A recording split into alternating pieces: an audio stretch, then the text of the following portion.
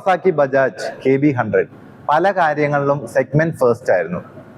First vehicle in the segment with a tachometer, first vehicle in the segment with a fuel gauge, first integrated lock ഉള്ള bike ആയിരുന്നു.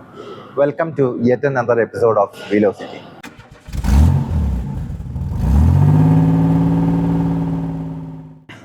Nineteen എയ്റ്റീസിന്റെ ഒരു തുടക്കത്തിലാണ് Japanese കമ്പനീസുമായിട്ടുള്ള കൊളാബറേഷനിൽ പല ബ്രാൻഡ്സും 100cc ബൈക്സ് ലോഞ്ച് ചെയ്യുന്നത്. എക്സാമ്പിൾ പറഞ്ഞു കഴിഞ്ഞാൽ Escorts Yamaha, Hero Honda, TVS Suzuki. അപ്പം ഇതൊരു ലേറ്റ് എൻട്രന്റ് ആയിരുന്നു. കവാസാക്കി എന്ന ജാപ്പനീസ് കമ്പനിയും ബജാജ് എന്ന ഇന്ത്യൻ കമ്പനിയും കൊളാബറേറ്റ് ചെയ്താണ് ഈ KB100 ഇറക്കുന്നത്. ഇതിന്റെ കോമ്പറ്റീഷൻ എന്ന് വിളിക്കാവുന്ന വാഹനങ്ങൾ നോക്കിക്കഴിഞ്ഞാൽ hero Honda CD100 mileage champion ആയിരുന്നു. യമഹ RX100 പെർഫോമൻസിന് പേര് കേട്ട വാഹനമായിരുന്നു. എന്നാൽ സുസുക്കി, TVS സുസുക്കി അഥവാ ഇൻ സുസുക്കിയുടെ ആദ്യത്തെ മോഡലായ AX100 ഒക്കെ ഒരു മീഡിയോക്കർ പെർഫോമൻസ് ആയിരുന്നു. ശരിക്കും KB100 ലോഞ്ച് ചെയ്തത് ബിറ്റ്വീൻ പെർഫോമൻസ് ആൻഡ് എക്കണോമി എന്നുള്ള ആ ഒരു ആസ്പെക്റ്റ് ആണ്. ഇത് റൈഡിങ് പൊസിഷൻ മാത്രമല്ല, ഇതിന് ഒരു ലോങ് വീൽ ബേസ് ആയതുകൊണ്ട് നല്ല സ്റ്റെബിലിറ്റിയാണ്. എന്നാൽ CD100 പോലെ മൈലേജ് ചാമ്പ്യൻ ഒന്നുമല്ല. 40 to 50 കിലോമീറ്റർ പെർ ലിറ്റർ ആയിരുന്നു ഇതിന്റെ ഒരു മൈലേജ്.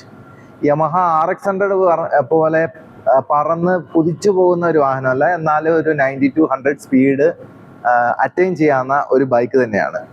എല്ലാവർക്കും ഇഷ്ടപ്പെടുന്ന ഒരു വാഹനമാണ്. പേഴ്സണലി സ്പീക്കിംഗ്, ഞാൻ 2 വീലർ ഓടിക്കാൻ പഠിച്ചത് ഈ വാഹനത്തിലാണ്.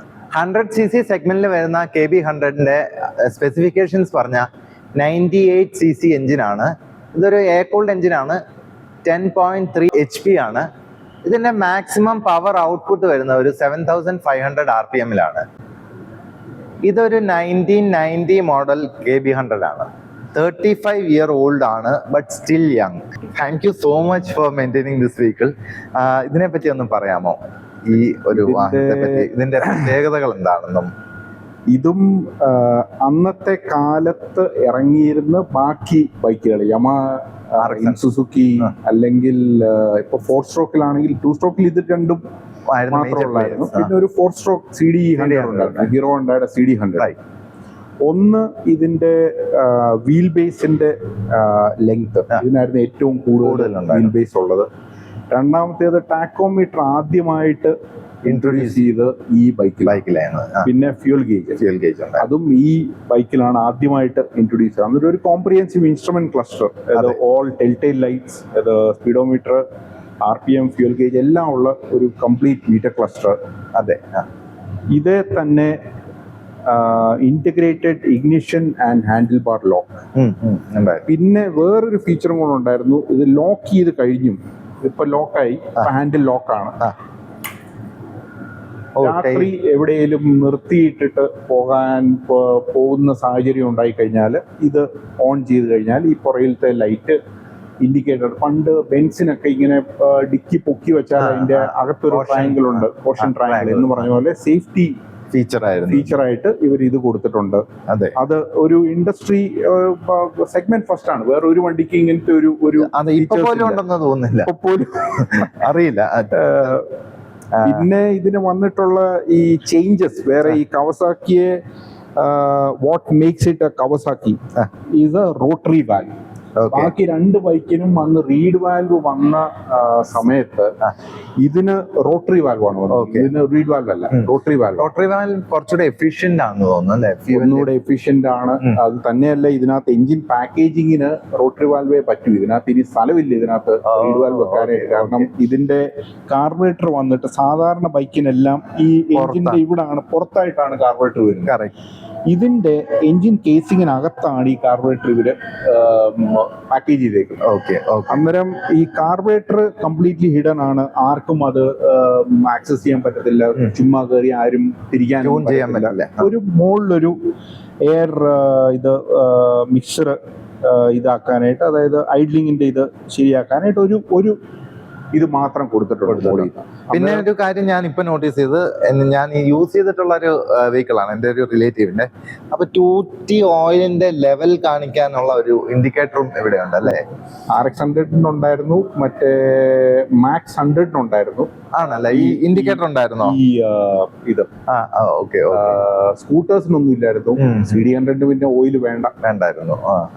ബാക്കി എല്ലാത്തിനും ഇതുപോലെ ഇൻഡിക്കേറ്റ്. ഇത് ഇപ്പൊ സമുറായിക്കാണെങ്കിൽ ആ ഇൻഡിക്കേഷൻ ഇല്ല, ക്ലസ്റ്ററില് ഓയിൽ ലൈറ്റ് ഇൻഡിക്കേറ്റ്. ഈ ഒരു വീൽ ബേസ് കൊണ്ട് തന്നെ ഈ വാഹനം കുറച്ചുകൂടെ സ്റ്റേബിൾ ആയിരുന്നു അല്ലെ? പെട്ടെന്ന് സ്റ്റേബിൾ ആയിരുന്നു, നമുക്ക് പോകാൻ നല്ല കംഫർട്ടബിൾ ആയിരുന്നു. ലോങ് റൈഡ്സ് ഒക്കെ ഭയങ്കര കംഫർട്ടബിൾ ആയിരുന്നു. ഞാൻ നല്ല ലോങ് റൈഡ് ഒക്കെ പോയിട്ടുള്ളതാണ് ഈ വാഹനത്തിൽ. അപ്പൊ അതിന്റെ കംഫർട്ട് നമുക്കറിയാം. അത് whether it is rider or pillion, രണ്ടുപേർക്ക് ഈക്വലി ഗുഡ് കംഫർട്ട് തരുന്ന ഒരു സീറ്റ് ഒക്കെ നല്ല സോഫ്റ്റ് ആയിരുന്നു.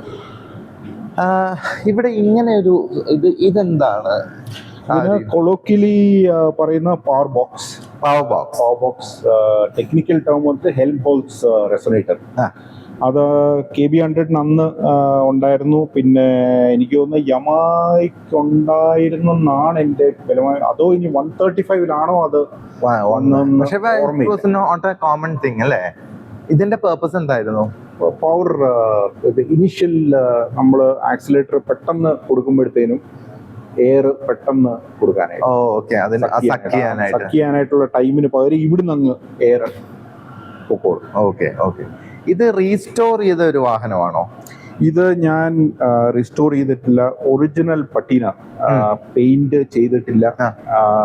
So I try to retain the original company paint. So I like this patina look.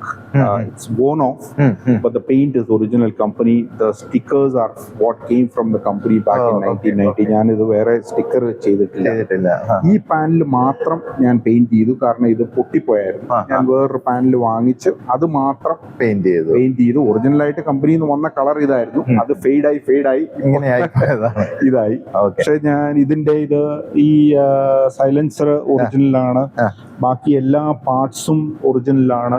ഞാൻ ഒന്നും ചേഞ്ച് ചെയ്തിട്ടില്ല. എഞ്ചിൻ ഇപ്പോഴും ഒറിജിനൽ കമ്പനി വന്നതുപോലെ തന്നെയായിരുന്നു അല്ലെ? ഒന്നും ചെയ്തിട്ടില്ല. ഒന്നും ചെയ്തിട്ടില്ല. പ്ലേറ്റ് എന്തെങ്കിലും ചെയ്തിട്ടുണ്ടോ? ഇതൊക്കെ റസ്റ്റിങ് ഉണ്ടായിരുന്നു. ഞാനത് ജസ്റ്റ് റസ്റ്റ് പ്രൂഫ് ചെയ്ത് അങ്ങനെ നിർത്തി വച്ചിരിക്കുകയാണ്. ഓക്കെ. ഇനി നിങ്ങൾ എത്ര പേര് 2 സ്ട്രോക്ക് ബൈക്സ് ഓടിച്ചിട്ടുണ്ട്? നിങ്ങളുടെ KB100 മെമ്മറീസ് ഉണ്ടെങ്കിൽ കമന്റ് ചെയ്യൂ. ഇനി മറ്റൊരു അടിപൊളി വീഡിയോയുമായി കാണുന്നവരെ സ്റ്റേ ട്യൂൺ. Happy motoring.